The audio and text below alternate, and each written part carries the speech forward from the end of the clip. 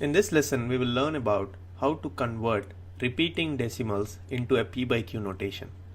If you remember from the previous lecture, we have discussed 1 by 3 as 0.333 so on, and we represented that as 0.3 bar with a bar on the top of the digit or digits that are repeating. So this was easy. So given a p by q, we were able to represent that in the form of a repeating decimal. But if I gave you 0.81 bar and I asked you to convert it into p by q notation, it's not that easy, because if you observe this, 0.81 bar is nothing but 0.818181 and so on. So how would you convert this into a p by q notation? Well, there is an easy way to do this. So first let's assume x is equal to 0.818181 so on, right? Now the trick to this is to multiply left hand side and right hand side with 10 power n, where n is the number of digits that are repeating. So here the number of digits that are repeating are 1 and 2 digits. So we multiply both left hand side and right hand side with 10 square, which is nothing but 100. So we end up with 100x is equal to, multiply this with 100, you get 81.818181 so on. So now let's subtract this. So you'll have minus 99x is equal to minus 81, because the decimal parts get cancelled out and you'll have just minus 81. So x is equal to minus 81 by minus 99. Minus minus becomes plus. So this is 9 9s are and 9 11s are. So now this is in the form of p by q. So 0.81 bar is nothing but 9 by 11.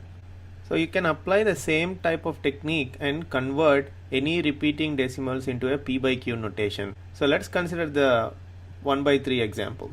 So if I gave you 0.3 bar and ask you to convert it into p by q notation, you do it by substituting x equal to 0.333 so on. Then you have to multiply left hand side and right hand side with 10 power n, where n is 1 in this case, because only one digit is repeating. So basically you multiply left hand side and right hand side with 10.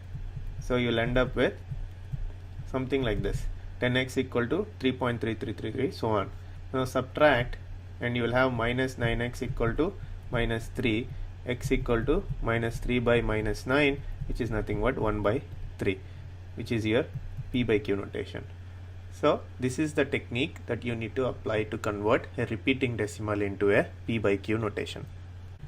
So the technique of multiplying the left hand side and right hand side by 10 power n, where n is the number of repeating digits, will apply only for repeating decimals whose first digit after the decimal point is either a repeating digit like a 0.3 bar, or is part of a 2 or more repeating digits, as in case of 0.81 bar. Here the first digit after the decimal point is 8. It is a part of the repeating digits 81. So that technique will apply for these sort of numbers, but this technique will not apply for numbers which are of this sort, like 1.23 bar. So this is 1.23333 so on. Here the first digit after the decimal, which is 2, is not a part of the repeating digits. So how would you convert these type of repeating decimals into p by q notation? So it's simple. Let's try to look at it. X equal to 1.23333 so on. So first step is to convert the right hand side into a notation where the first digit after the decimal point is part of a repeating digit or is a repeating digit by itself. So in order to do that, we multiply both left hand side and right hand side by 10. So now you will have something like this. So here if you observe 3, the first digit after the decimal is part of a repeating digits. So this is nothing but 12.3 bar.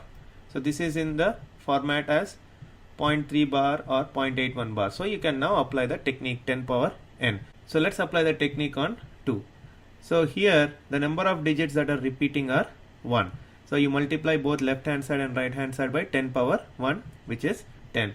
So this becomes 100x, and this becomes 123.33333, so on. Let's call it 3. So now you subtract. Now you will have on the left hand side minus 90x, and on the right hand side the decimals get cancelled out, and 12 minus 123 is minus 111. So x is equal to minus 111 by minus 90, which is nothing but 111 by 90. So this is your P by Q notation for 1.23 bar. So in this way you can apply the technique of 10 power n by first converting the repeating decimal into a form where the first digit after the decimal point is repeating or part of the repeating digits. With this we have come to the end of this lesson, and in the next lesson we will talk about irrational numbers.